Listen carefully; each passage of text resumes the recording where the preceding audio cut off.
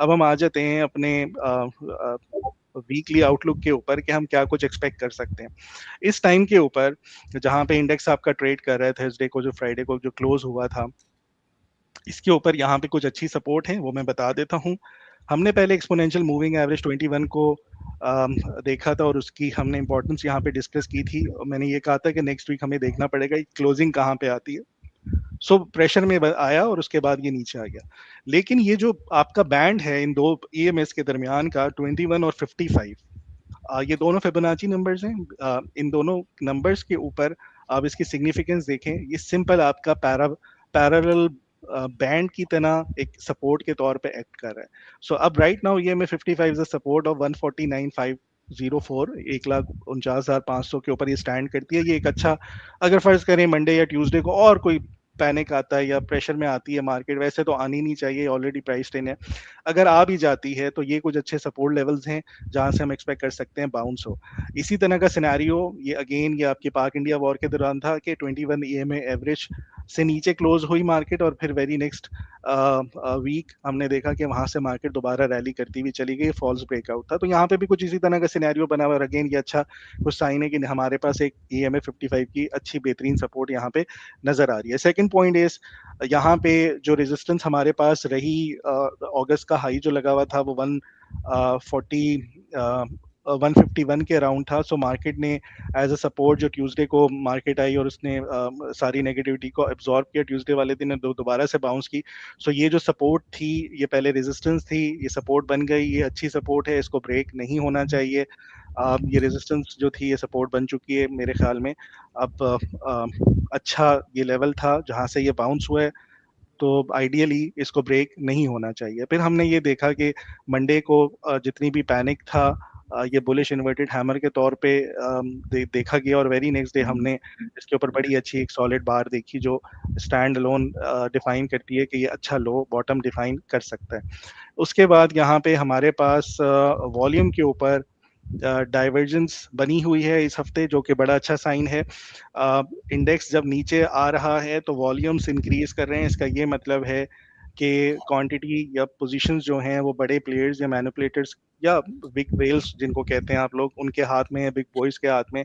सो ये एक अच्छा साइन कंसीडर किया जाता है जब मार्केट नीचे आ रही होती है, यहाँ पे लोगों के स्टॉप लॉसेस हिट हो रहे होते हैं या पैनिक में बेच रहे होते हैं। बिल्कुल बेचना भी चाहिए अगर आप लोगों को डर लग रहा है तो कोई उसमें बुराई नहीं है। मार्केट्स इसी तरह चलती हैं, सिर्फ पाकिस्तान की नहीं दुनिया की। अभी मैंने सऊदी स्टॉक मार्केट की एग्जांपल दी थी, इंडेक्स आपके सामने था कि उसके बाद फौरन रिकवर करके वहां से दोबारा नहीं आई। फिर हम आगे चलते हैं। ये हमारे पास क्लिंगर की जो क्रॉस ओवर है, इसके ऊपर ये लास्ट टाइम भी मैंने बताया था कि वीकली का क्रॉस ओवर हुआ था 168 69 के ऊपर, मार्केट वहां से 192 तक गई एंड देन दोबारा 182 पे पेयरिश क्रॉस ओवर हुआ, ये नीचे आ गई। राइट नाउ डेली के ऊपर, डेली क्लिंगर के ऊपर जो है क्रॉस ओवर हो चुका है, अगेन ये बहुत अच्छा साइन है। अब अगर वीकली इतना ज्यादा ओवरसोल्ड कंडीशन में है कि अगर क्रॉस ओवर भी चाहिए ना इसको, तो 4 वीक्स की मार्केट को रैली करना पड़ेगा।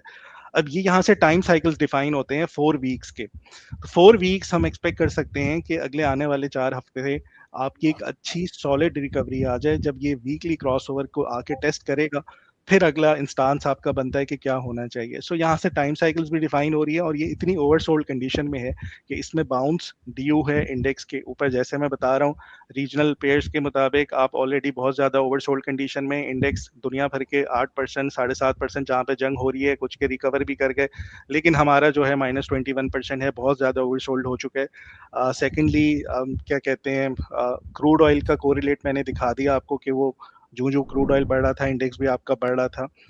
थर्डली ये जो क्रॉस ओवर है टाइम साइकिल्स के ऊपर, ये बहुत इंपॉर्टेंट है, मैटर करता है कि 4 हफ्ते के दौरान आपकी ये मार्केट को दोबारा बढ़ना चाहिए। एक सिनेरियो यहाँ पे हम उसको देख सकते हैं, वो ये कि फर्ज करें कि ये जो सपोर्ट है 151 की ये ब्रेक होती है और नया लो बनता है जो कि इस EMA 55 के ऊपर स्टैंड करता है 149,500। एक नया लो, लोगों के अगर 151 के ऊपर स्टॉप लॉसेस हैं वो हिट होंगे, पैनिक करेंगे, नया लो बनेगा।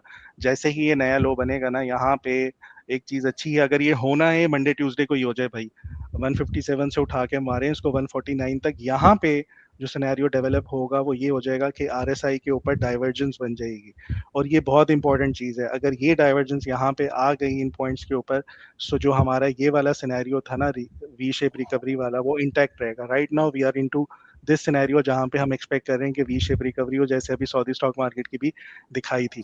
सो आरएसआई के ऊपर यहाँ पे अगर डाइवर्जेंस आ जाए, सो मेरे ख्याल में अगेन बुल्स के वेट जो हैं बहुत ज़्यादा हो जाएंगे। हमारे पास बेयर का वेट इतना नहीं है, सिवाय इसके कि हम वीकली बेयरिश डाइवर्जेंस पे हैं और एक हायर लो आपका ब्रेक हुआ हुआ है। ये 2 पॉइंट्स हैं बेयर्स के पास, और बुल्स के पास अभी 5 पॉइंट है। अगर छठा पॉइंट ये बन जाता है, बड़ा स्ट्रॉन्ग पॉइंट होगा। उसकी रीज़न यहाँ पे bullish divergence followed by, sorry, ये जो पिछली आपकी थी ये बेयरिश डाइवर्जेंस की वजह से टूटा था, तो इसकी रिकवरी अगर बुलिश डाइवर्जेंस पे होगी तो बहुत अच्छी मैसिव हो सकती है। सो ये सारे आउटलुक्स हैं हमारे पास राइट नाउ। हम इसी सिनेरियो पे इंटैक्ट हैं कि जब भी रिकवरी आती है विद इन 4 वीक्स में हमने एक लिंगर के टाइम साइकिल्स के ऊपर देखा कि उस ऑसिलेटर को उस टाइम तक जंप करना चाहिए कि 4 वीक्स को जाके वो अपनी ऊपर वाली ऑसिलेटर की एवरेज को जाके टेस्ट करे।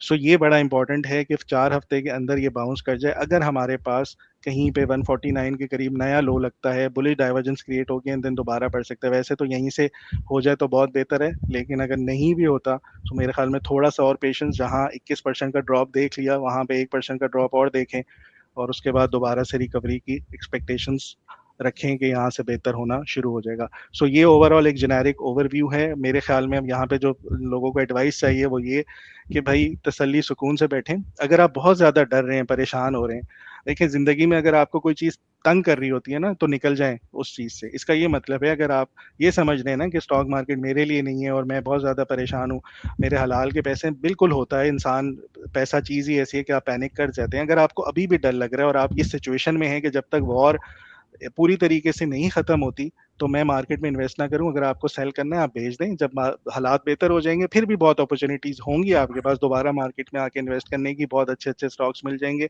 आप सारे पैसे उस टाइम भी रिकवर कर सकते हैं अगर आप पैनिक कर रहे हैं। अगर नहीं कर रहे और आपने यही प्लान किया हुआ था कि यार ये मैं लॉन्ग टर्म के लिए रखूंगा, और ये जितने इंडेक्स के ऊपर ये जो विगल्स आते हैं, ये जो करेक्शंस आती हैं, ये हमेशा इन इवेंट्स को एब्जॉर्ब करने के बाद दोबारा मार्केट जो है नए हाइज लगाना शुरू कर देती है।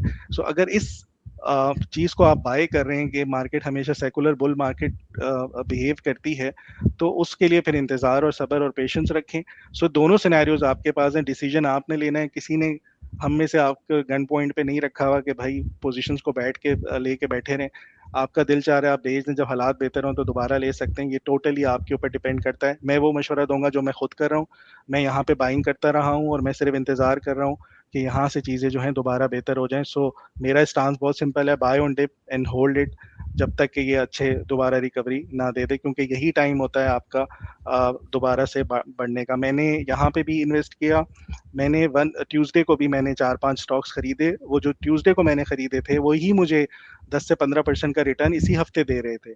सही है, तो मैं आय कर रहा हूँ थोड़ा और रिटर्न्स आ जाएं, so totally up to you. मैं वो कर रहा हूँ जो मैं खुद कर रहा हूँ, वही मशवरा आप लोगों को दे रहा हूँ। तो मेरे ख्याल में थोड़ा इंतजार पेशेंस से काम लेना चाहिए। सरमाया.com, जहां हर फैसला बने सरमाया।